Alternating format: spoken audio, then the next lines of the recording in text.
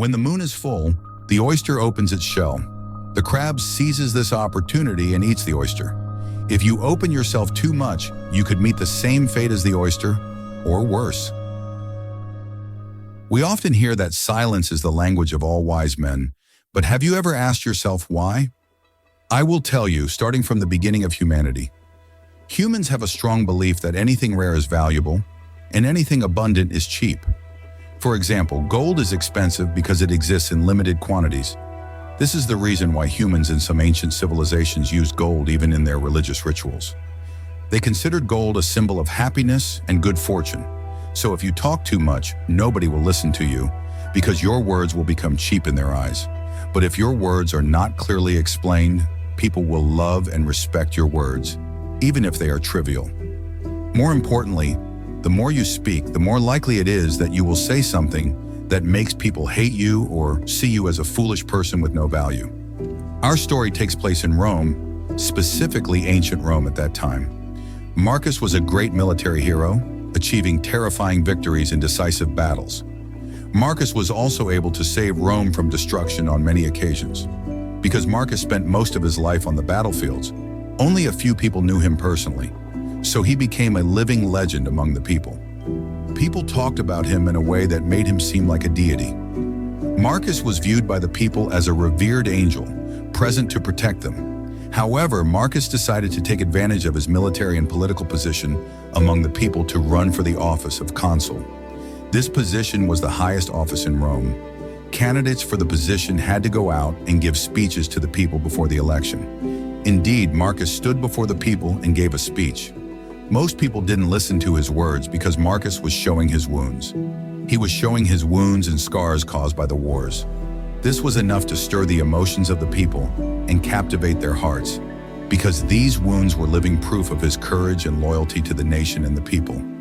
It was very clear that Marcus was the clear winner of the election. But on the day of the election, Marcus went out and spoke to the people again. However, this time his words were directed at the wealthy who were with him. Each word that came out of Marcus's mouth was overflowing with arrogance and pride. He spoke about his complete confidence in winning the election, boasting about his achievements in the battles. This time people were listening, but they realized that inside this legend they were facing, there was a boastful and arrogant person. News of Marcus's speech quickly spread among the people of Rome, and everyone refused to let him win the election. Indeed, Marcus lost the election at that time and returned to the battlefields, a worthless soldier, heartbroken. These things upset Marcus greatly, to the point that he was planning revenge. Weeks later, a ship carrying grain arrived in Rome. The city elders wanted to distribute it to the people, but at that time Marcus intervened. He convinced them that the distribution would harm Rome's best interests. As Marcus had planned, the distribution was canceled. When the people heard this, they were very upset by what Marcus had done, and they demanded a formal apology from him, but he refused. At that moment, demonstrations, riots, and vandalism began to erupt everywhere until the Senate agreed to distribute the grain to the people and make Marcus apologize to them.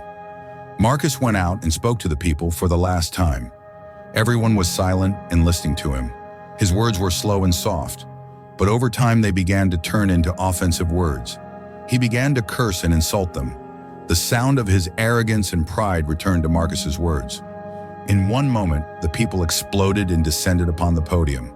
After consultation with representatives of the people, they sentenced him to death. But after the intervention of the nobles, his sentence was reduced to life in prison. In conclusion, before Marcus entered politics, his name gave people a feeling of awe and greatness. People loved him because his achievements spoke for him, and they showed him as a great and courageous man. Because people didn't know him personally, they considered him a legend, and his name became a symbol of glory. But when people heard too much of Marcus's words, they were able to learn more about him. This removed the legendary mask that Marcus was wearing, and underneath it appeared a boastful and arrogant person to the extreme. What I want you to understand is that if Marcus's words had been less, they wouldn't have felt this arrogance and pride. Marcus would have remained beloved by the people until the end.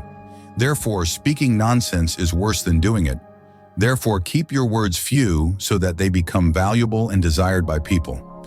Don't stay silent just to appear like a good person. Stay silent because you are listening to people. Always be listening, because those who listen more know more. The rule is now over, but I would like to tell you a small secret. I ask you to listen to me, please, because this matter is really important. We are currently living in a time when wars are fought through ideas and words. I will tell you something. Think about it to yourself. If you have a single flash drive containing all the technological advancements that humanity has achieved to date, and you went back 1,000 years and you had this flash drive with you, how would you prove to the people of that time that you came from the future?